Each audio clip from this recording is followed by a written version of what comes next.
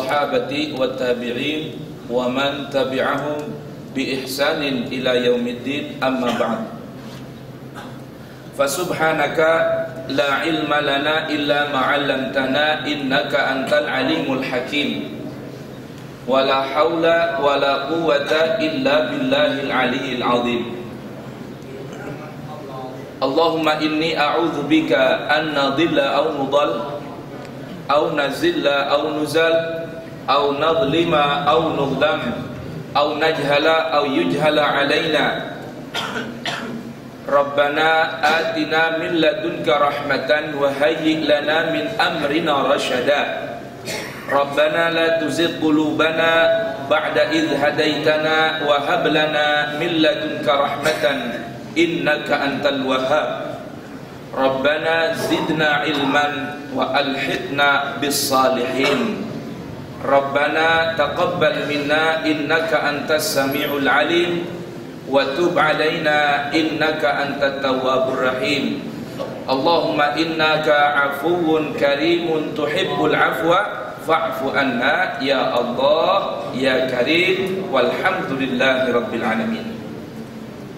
Para hadirin dan hadirat jamaah Masjid Al-Hidayah, shaimin dan shaimat yang diberkahi, dirahmati oleh Allah Subhanahu wa taala.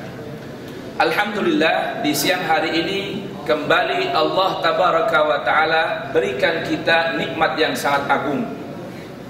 Setelah nikmat iman dan Islam, Allah Subhanahu wa taala berikan kita nikmat berupa Allah ringankan langkah kaki kita untuk berangkat ke rumah Allah Subhanahu wa taala, duduk bersimpuh di hadapannya, melaksanakan kewajibannya, zuhur berjamaah seraya merapatkan barisan kita. Dan mudah-mudahan kita minta pada Allah Subhanahu wa taala, selain Allah terima amal saleh kita ini, Allah Subhanahu wa taala pun berkenan rapatkan barisan hati kita dalam naungan kalimat la ilaha illallah Muhammadur Rasulullah. Mengapa?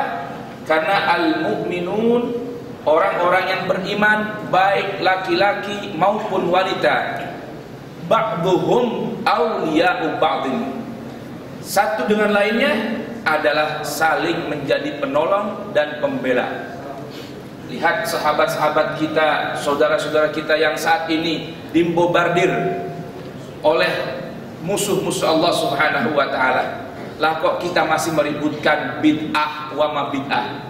Padahal kita ributkan bid'ah, orang tersebut sendiri pun tidak mengerti hakikat bid'ah. Namun bukan saat ini untuk kita membahas bid'ah. Nanti insyaallah di lain waktu kita akan bahas tentang definisi bid'ah dan hal-hal yang berkaitan tentang bid'ah.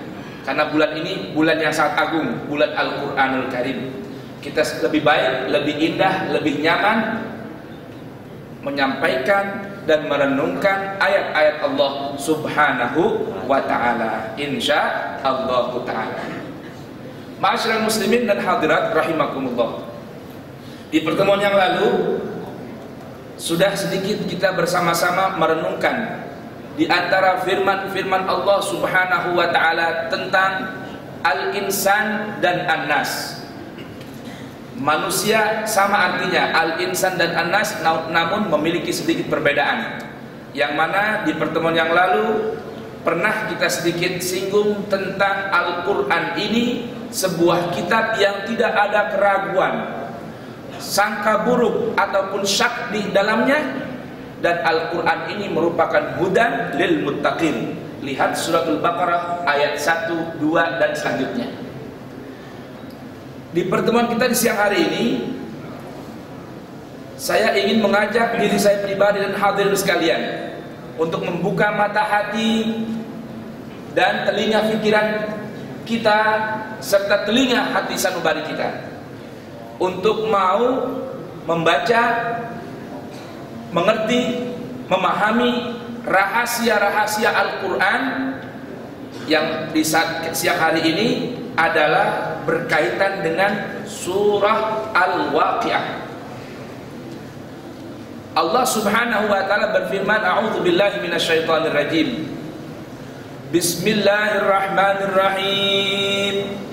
idza waqa'atil waqi'ah laisa liwaqa'atiha kadhibah khafidatur rafi'ah idza rujjatil ardu rajja wa bussatil jibalu bassa fakanat haba'an mumbatha wa kuntum azwajan thalatha fa ashabul maimanati ma ashabul maimanah wa ashabul mash'amati ma ashabul mash'amah was-sabiquna as-sabiqun ulaikal muqarrabun fi jannatin na'im thullatun minal awwalin wa qalilun minal akhirin. Shadaqallahul azim. Dah sedikit dulu, jangan banyak-banyak. Sedikit insyaallah lama-lama menjadi bukit. Ma'asyiral hadirin rahimakumullah. Di sini yang ingin saya ajak Anda merenung bukan peristiwa al-waqiah atau hari kiamat. Nanti di lain waktu kita akan bahas tentang hari kiamat. Namun berkaitan dengan pertemuan kita yang sebelumnya, masalah an-nas, manusia, di ayat ini Allah singgung tentang 3 tipikal kelompok manusia. Nih, kita renungkan nih, kira-kira kita berada di mana? Allah Subhanahu wa taala berfirman, "Wa kuntum azwajan thalatha." Dan ada kalian manusia ini azwajan, terbagi menjadi kelompok thalatha yang 3. Jadi ada 3 kelompok di hari kiamat nanti ini dari golongan manusia. Kelompok ini bukan NU Muhammadiyah, bukan ya, bukan NU Muhammadiyah atau Salafi, Khalafi, Sunnah Syiah, bukan. Ini gak ada urusan itu. Di Al-Quran gak ada tuh kelompok-kelompok. Malah Allah Subhanahu wa taala pesan kepada orang yang beriman. Ya, kata Allah, wala takun minal musyrikin. Jangan kalian sampai jadi ikut kelompok golongan orang-orang musyrik. Siapa itu? Apakah hanya para penyembah berhala? Bukan hanya mereka. Tapi Allah Subhanahu wa taala katakan bagaimana? Minal ladzina farraqu dinahum wa kanu syi'an. Tuh, lihat kata Allah Subhanahu wa taala itu. Siapa itu kelompok orang-orang musyrik yang kita diberikan warning jangan sampai ikut kelompok mereka ini? Minal ladzina farraqu dinahum. Yaitu orang-orang yang memecah belah agama mereka. Islam yang sedemikian indah yang Allah katakan waraditu lakumul islam dinan, dan sungguh aku telah ridho untuk kalian Islam sebagai tuntunan, ajaran dan aturan hidup bagi kalian. Kata Allah Subhanahu wa taala, masih juga di kotak-kotak, dipecah-pecah, wa kanu syi'an, masing-masing berkelompok-kelompok. Malah Masya Allah ini Pak, saya sedih. Ada sebagian kaum muslimin rumahnya misalnya di RW 9, dia sholat isya ataupun tarawihnya di lain kelurahan. Kenapa? Musolah atau masjid yang ada di RW saya kagak cocok. Innalillahi. Nah, bagaimana ini? Naik motor jauh-jauh kalau niatnya saya mau cari tempat yang jauh Ustaz, biar putaran roda saya semakin banyak, pahala insya Allah semakin tambah. Kan katanya agama senang begitu. Nah, itu jempol. Lah ini pindah masjid, pindah musola, kenapa nggak cocok sama saya? Kenapa nggak cocok? Saya udah dari kecil biasa sholat tarawih 20, di kompleks saya nggak ada yang 20, adanya 11 doang, nggak cocok. Nah, bagaimana? Lihat dalam sholat berjamaah saja Nabi selalu berpesan bagaimana? Sawu sufufakum aw la yukhalifanallah baina qulubikum. Rapatkan barisan kalian, pundak dengan pundak, kaki luruskan dengan kaki, tumit dengan tumit, atau kata Nabi, Allah akan bikin hati kalian saling berselisih. Kalau dalam sholat dengan mau berjamaah nggak mau rapat, hidupnya akan selalu berselisih. Begini ini manusia nih, yang sekarang lagi timbul nih, rame di mana-mana dengan label bid'ah, wa kullu bid'atin dhalalah, wa kullu dhalalatin finnar. Itu nanti bab bid'ah nanti kita bahas ya. Sekarang ini kita lihat dulu nih, diri kita ada di mana nih kira-kira?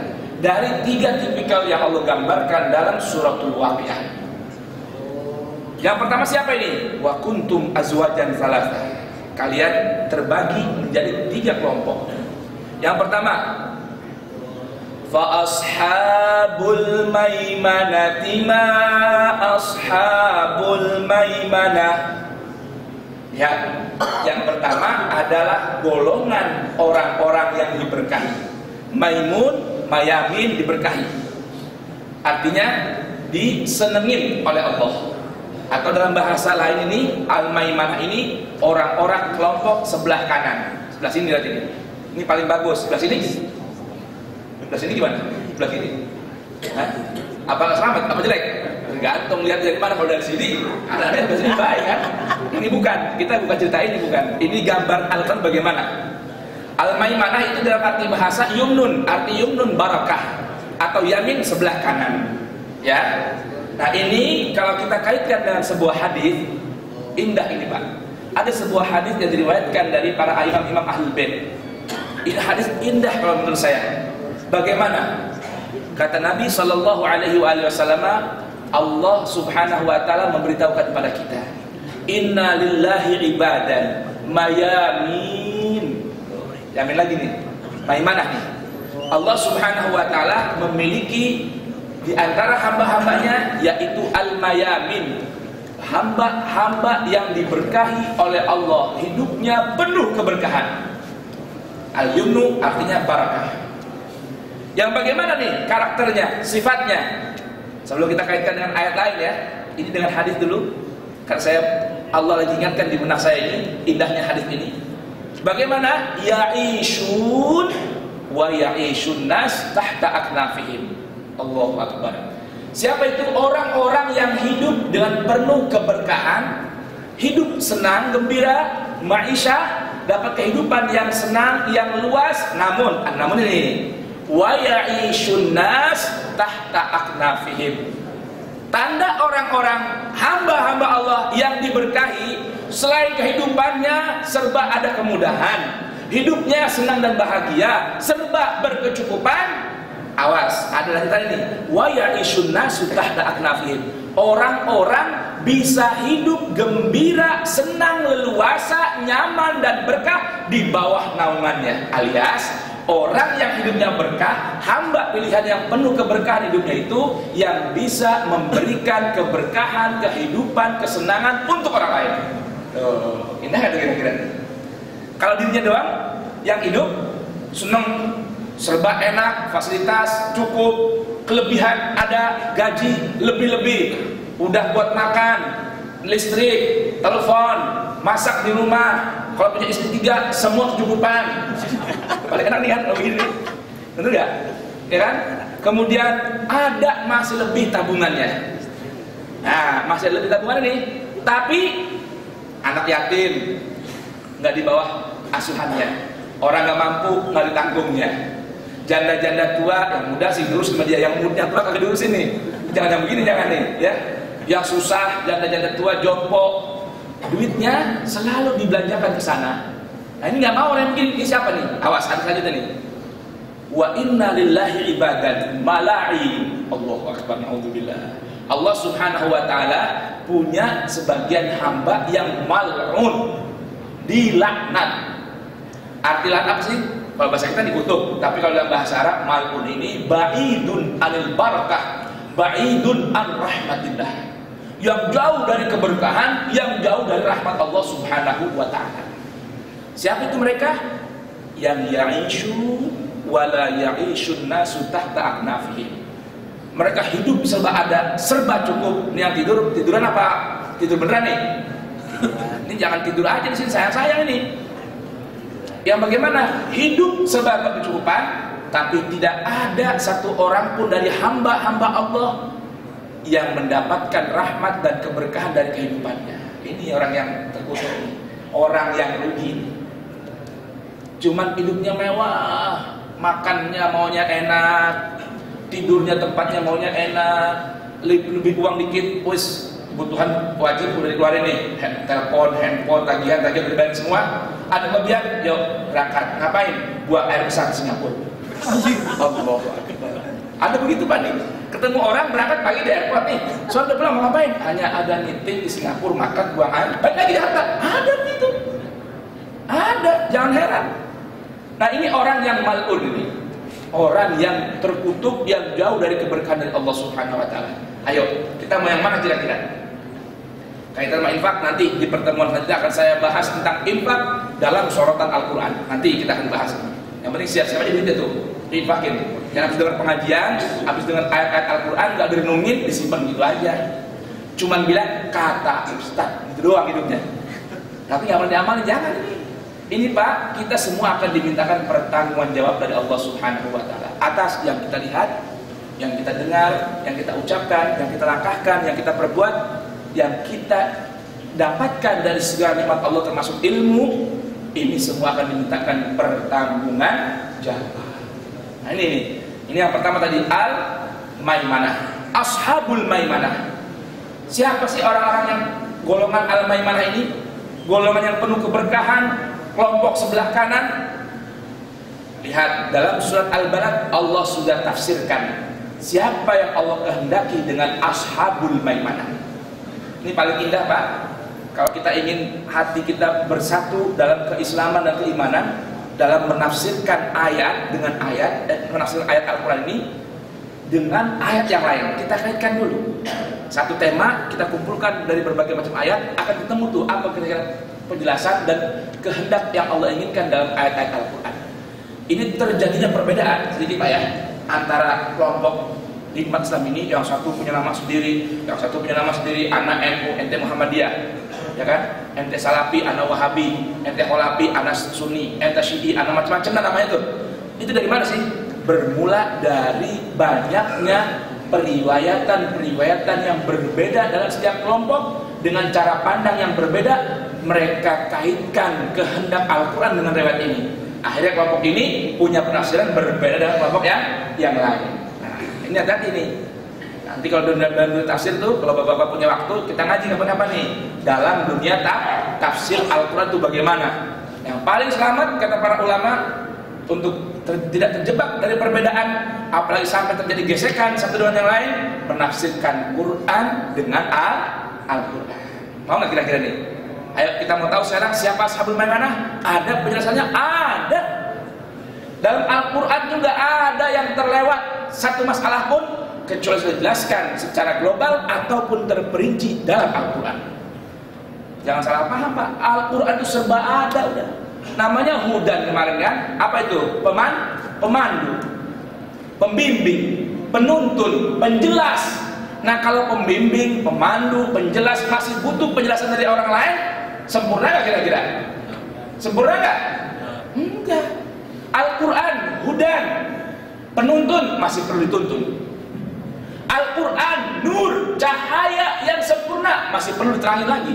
Berarti nggak sempurna dong? Betul nggak kira-kira? Ya, Al-Quran pembimbing masih perlu dibimbing lagi. Berarti masih ada pertanyaan dong sini. Nah, cuma ini salahnya kita ini orang Islam Pak, ngaku Islam doang. Al-Quran nggak mau dibaca, Al-Quran nggak mau dipahami, nggak mau ditadaburkan, nggak mau direnungi. Sampai kita bilang Al-Quran udah gak relevan. Inna lillahi wa inna ilaihi raji'un. Nah kalau udah gak relevan, siapa yang mau lagi membimbing lagi? Siapa yang mau nuntun lagi? Akhirnya muncullah kata guru saya begini. Nah akhirnya muncul nih, kata guru ini berbeda dengan guru yang lain.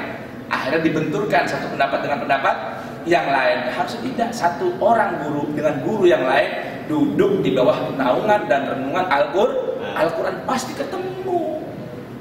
Karena jaminan Allah dalam An-Nisa, afalah yatadabbaruna al-Quran walau kana min indi ghairillahi lawajadu fihi ikhtilafan katsira. Hai manusia, kata Allah, hai orang-orang yang beriman khususnya, apakah kalian tidak mau mentadabburkan Al-Quran, tidak mau merenungkan dan menghayati Al-Quran, meresapi maknanya satu persatu?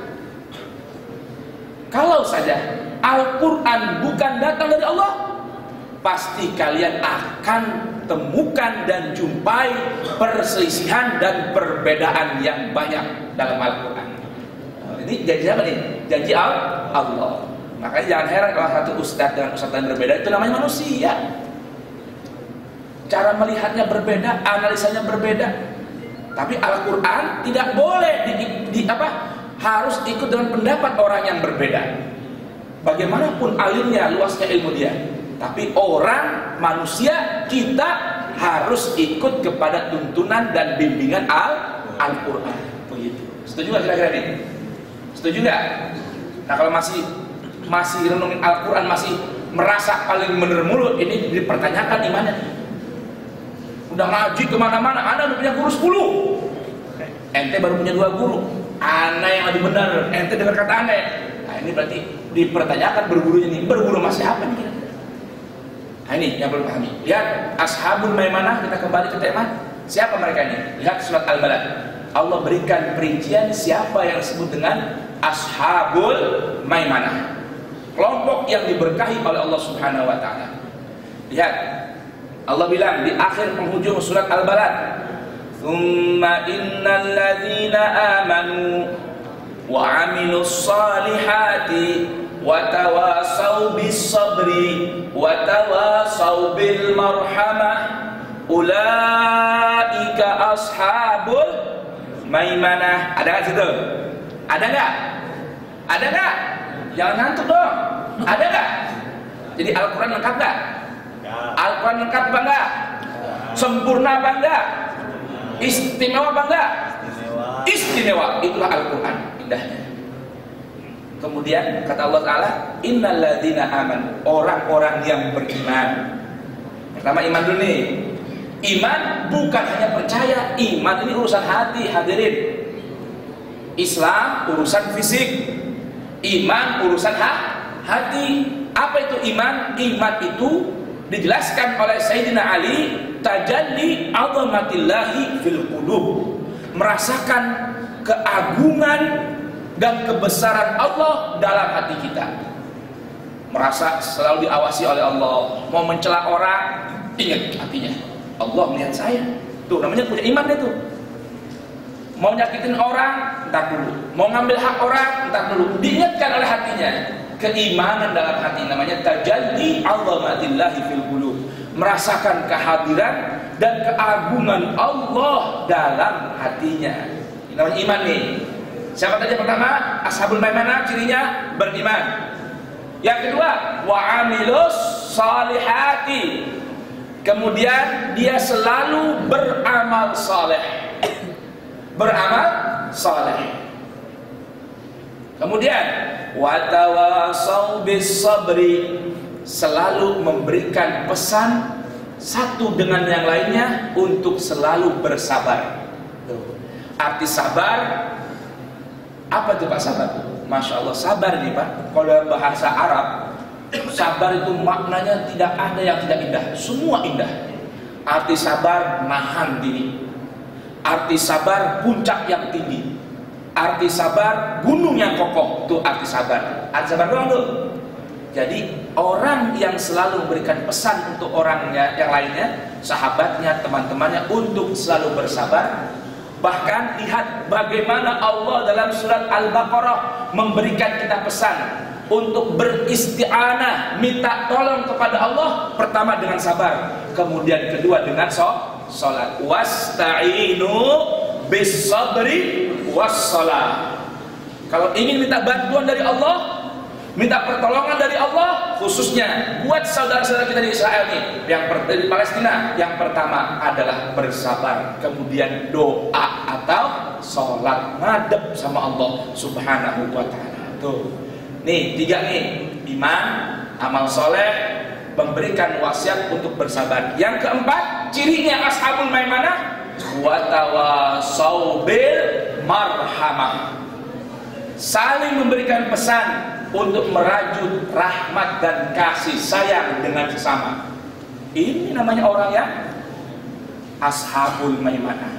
Bukan satu ngeklaim yang paling benar, yang lain salah.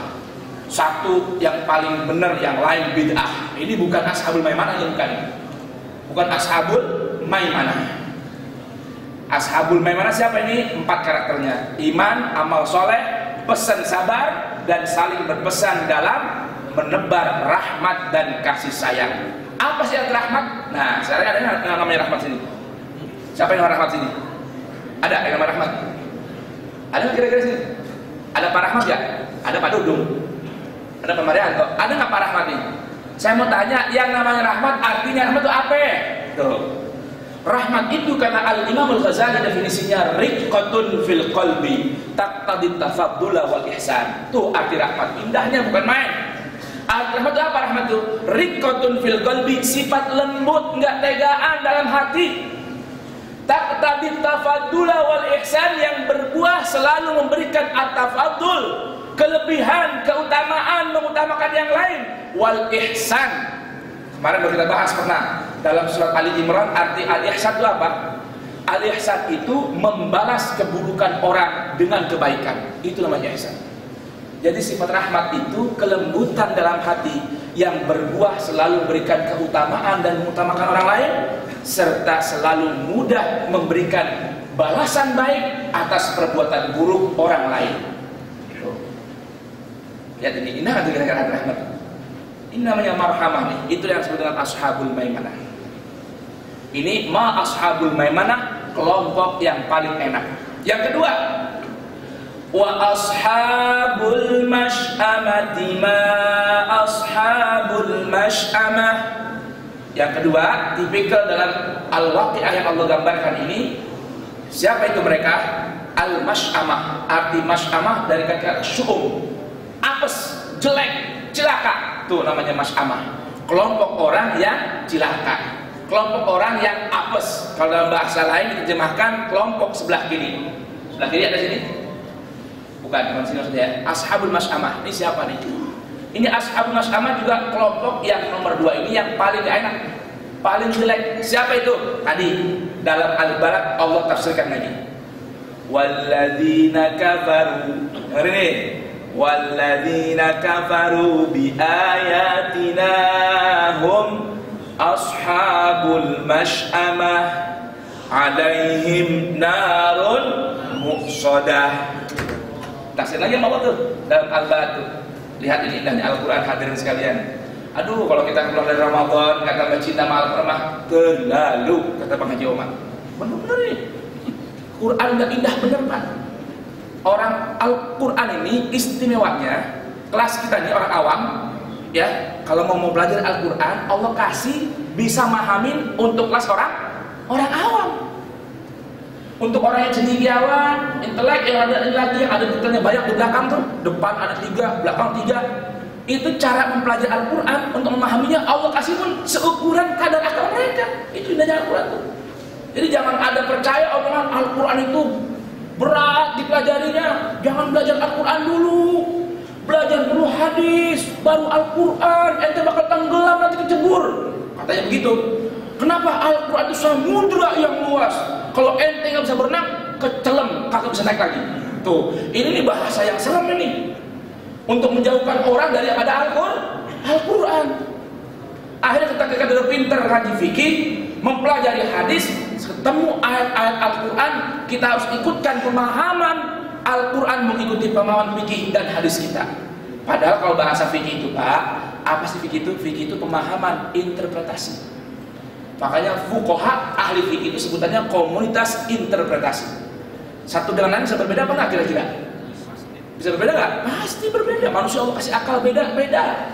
Daya tangkapnya beda, IQ-nya beda. Yang makan keju sama singkong nggak akan sama. Yang makannya omega 3 dengan makan toge dulu nggak bakal sama. Apalagi oncom, nggak sama dengan makan tempe. Ampas sama tempenya aslinya nggak akan sama.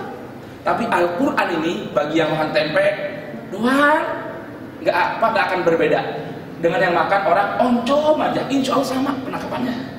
Allah akan berikan menurut kadar kemampuan kita masing-masing. Itu indahnya Al-Quran. Makanya lepas Ramadan, lepas bulan Al-Quran, kalau kita nggak mau pegang Al-Quran ini, yang Allah udah gambarkan Pak dalam Al-Quran tuh, waman ya'tasim bihi, orang yang berpegang dengan Al-Quran, waman ya'tasim bihablillah, orang yang berpegang dengan tali Allah yaitu Al-Quran, Allah akan bimbing menuju jalan yang lebar, lapang, luas dan lurus menuju surga Allah Subhanahu wa ta'ala. Kira-kira Pak dengan belajar Quran kira-kira kita nih mau apa nggak nih kira-kira? Ayo dah, jangan, tapi awas, jangan nyempatkan waktu ya luang untuk baca Al-Quran atau belajar bacaan. Tapi luangkan waktu, sempatkan waktu untuk belajar Al-Quran. Ini kita enggak. Hari ini sibuk, nyisa 2 jam doang. Oke, anak kasih waktu slot untuk belajar Al-Quran. Ya, jangan harap Pak, Al-Quran ini kata para ulama seperti perempuan yang enggak mau dimadu. Bapak yang punya istri 1 nih, walaupun dalam segi bahasa nih belum disebut punya istri, Pak. Kalau baru punya 1, belum disebut punya istri, baru disebut punya iswan. 1 soalnya. Kita sudah punya 2, istu 3 baru punya istri. Benar ini. Di bahasanya belum pada paham ini Pak nih, ya kan? Nah, ini kalau kita udah model begini nih, waktu luang buat Quran, aduh Pak, Al-Quran bakal, ya namanya perempuan nggak mau dimadu, ya kan? Jadi maunya semua waktu buat dia, buat Al-Quran, dan Al-Quran akan berikan buat kita sekadar berapa banyak kita korbankan diri kita untuk Al-Quran. Itu begitu. Jadi kalau kita cuma kasih waktu sisa ya, ada dalam hidup saya 5% dah. Oke, waktu slot kosong ini saya kasih Al-Quran. Ya udah, dapatnya juga di bawah 5%. Tapi kalau kita siapkan waktu untuk Al-Quran, sepanjang waktu, sepanjang masa hidup kita, kita bagi, belajar, memahami, menghayati, mengamalkan Al-Quran, Allah akan berikan hati kita Al-Quran sebagai nur, cahaya, muka kita pun bercahaya, ucapan kita bercahaya, perilaku kita bercahaya, semua dibimbing dan dituntun, disinari oleh cahaya Al-Quran. Itu indahnya. Ashabul Masy'amah nih, siapa yang selalu sama? Tuh, dalam Al-Baqarah digambarkan, walladzina kafaru, dan orang-orang yang ingkar. Arti kafar ini bukan hanya orang kafir, bukan, tapi ingkar. Tadi iman dengan kufur. Ingkar dengan apa? Ingkar itu artinya nantang mulu, wanteng. Kalau kata orang Sunda mah keket, gitu kan ya. Sengak kalau kata orang Betawi, ya. Nggak mau nurut, percaya sama orang percaya. Nanti baca ada baca, nurut entar dulu. Kalau cocok sama pendapat saya, cocok sama keinginan saya, baru saya mau ikut. Ini namanya walladzina kafaru bi ayatina. Bi ayatina, ayat-ayat kami kata Allah. Ada ayat-ayat kauniyah yang berkaitan dengan alam semesta raya. Ada ayat-ayat lafziyah yang berkaitan dengan Al-Quran, ayat-ayat sudah ada semua. Allah kasih berbagai macam tanda kebesaran Allah dalam kehidupan kita. Masih juga kita ingkar. Hum ashabul masy'amah. Mereka itulah kelompok yang apes, yang tercela, yang terpinggir, dijauhkan dari rahmat Allah Subhanahu wa taala. Alaihim narun muqsadah. Dan mereka ini akan ada di bawah panasnya matahari, panasnya api neraka yang membakar mereka. Dari bawah panas, dari atas panas. Dari bawah panas, dari atas panas. Innalillahi wa inna ilaihi raji'un. Jangan sampai kita masuk dalam kelompok yang kedua ini. Tapi kalau kita mau sebenarnya, kalau bisa jangan jadi yang pertama, tapi jadi yang ketiga nih, yang Allah gambarkan pada ayat selanjutnya. Siapa itu? Was-sabiquna as-sabiqun ulaikal muqarrabun. Siapa ini? Yang ketiga nih, as-sabiqun, orang yang selalu paling dulu dalam kebaikan. As-sabiqun yang paling depan, as-sabiqun yang paling dulu, as-sabiqun yang paling pertama dalam melakukan kebaikan. Siapa mereka? Humus sabiqun. Kalau di dunia selalu yang menjadi terdepan dalam kebaikan. Di dunia selalu menjadi orang yang pertama dalam menolong orang. Di dunia dalam menjadi orang yang pertama dalam beramal soleh. Maka mereka menjadi as-sabiqun nanti di yaumil qiyamah. Jadi orang yang masuk surga rombongan pertama. Ini sholat jamaah belakangan, datangnya udah mau habis. Pengumuman, ada tetangga yang sedang sakit, barang siapa yang ingin ikut beramal, silakan titip di kotak amal. Belakangan malamnya, belakangan terus. Ya udah, jadinya apa? Akhirnya selalu belakangan. Ada sebuah hadis yang indah yang berkaitan dengan hal ini. Kata Nabi Shallallahu Alaihi Wasallam, la yazalu qaumun yata'akhirun hatta yuakhirahumullah. Tidaklah orang selalu senang, satu kelompok masyarakat menjadi orang yang datang berbuat belakangan selalu, pengennya belakangan dulu dalam kebaikan. Hatta yu'akhirahumullah, hingga nanti Allah jadikan selalu yang terbelakang. Lihat nih, Islam di Indonesia Pak, terbesar di dunia. Cuman kenapa Islam terbelakang di negeri kita? Kenapa? Ya karena senangnya belakangan. Contoh nih, yang udah berlalu kan, pilpres nih, pilpres. Kita umat Islam kan paling banyak, bener ya? Partainya aja Islam paling banyak. Partai begini sedikit. Partainya orang Hindu nggak ada, orang Buddha nggak ada. Islam partainya macam-macam namanya, PKB, PKS, PKI, ini semua dah macam-macam namanya. Tapi Pak, giliran ada pemilihan, bukannya bergabung, pilih satu calon orang yang jelas Islamnya, kagak. Ngekor sono, ngekor sini, akhirnya nggak ada pilihan calon pemimpin dari yang ada ini yang sejalan dengan bimbingan Islam dan Al-Quran. Nggak ada. Yang ada mah ya tinggal ampasnya doang. Daripada orang, kalau bahasa kita nih, daripada kagak ya pilih yang ada, gitu doang katanya. Kenapa? Ini senangnya belakangan dulu. Nggak yakin sama Allah yang Maha Besar. Dengan bahasa kalau nggak ikut sama orang yang punya duit banyak, nggak bisa berjuang kita. Ingin pilih orang yang banyak duitnya aja dah. Duit yang lain, bukan Allah Subhanahu wa Ta'ala. Akhirnya jadi umat yang terbelakang. Nah ini as-sabiqun, kata Allah Subhanahu wa Ta'ala, ulaika humul muqarrabun. Ulaikal muqarrabun, kalau orang yang selalu paling dulu dalam kebaikan, maka akan dapat predikat al-muqarrabun, orang-orang yang dekat tempatnya dengan Allah Subhanahu wa Ta'ala, alias kedudukannya, posisinya istimewa, VVIP di hadapan Allah Subhanahu wa Ta'ala. Tinggal kita pilih dah, kita mau jadi ashabul maimanah ataukah ashabul mas'amah, ataukah menjadi as-sabiqunas sabiqun, orang yang paling dulu dalam kebaikan. Insyaallah akan kesambung lagi nanti pada pertemuan-pertemuan yang selanjutnya, insyaallah. Mudah-mudahan Allah Subhanahu wa Ta'ala tanamkan cinta dalam hati kita kepada Al-Qur'anul Karim, mau mempelajari Al-Quran, memahami Al-Quran, meresapi Al-Quran, mentadabburkan Al-Quran, dan berjalan di bawah naungan dan bimbingan serta cahaya Al-Quran. Kemana? Menuju ridho dan maghfirah serta surganya Allah Subhanahu wa Ta'ala. Mudah-mudahan Allah berkati kita semua. Allah jadikan kita ashabul maimanah, dan jadikan Allah kita semua as-sabiqun as-sabiqun. Minimal Allah jadikan kita ashabul maimanah, orang-orang yang diberkahi kehidupannya dunia dan akhiratnya. Harta kita diberkahi, umur kita diberkahi, anak kita diberkahi, istri-istri kita diberkahi, pekerjaan kita diberkahi, usaha kita diberkahi, jabatan kita diberkahi dan dirahmati oleh Allah Subhanahu wa Ta'ala. Allahumma ja'al jam'ana hadza jam'an marhuma wa tafarruqna min ba'dihi tafarruqan ma'suma wa la taj'al fina wa la minna wa la ma'ana syaqiyan wa la mahruma. Allahumma hdina fi man hadait wa 'afina fi man 'afait wa tawallana fi man tawallait wa barik lana fi ma a'tait wa qina wasrif anna bi rahmatika syarra ma qadait. Rabbana taqabbal minna innaka antas samiul alim wa tub alaina innaka antat tawwabur rahim. Wa sallallahu ala sayyidina Muhammadin wa alihi wa sahbihi wa sallama walhamdulillahi rabbil alamin. Semoga dengan mempelajari Al-Quran hati kita diluaskan oleh Allah Subhanahu wa Ta'ala dan dirahmati oleh Allah dengan kemuliaan Al-Quran dan bulan Ramadan, bulan Al-Quran. Kurang lebihnya mohon maaf. Wassalamualaikum warahmatullahi wabarakatuh.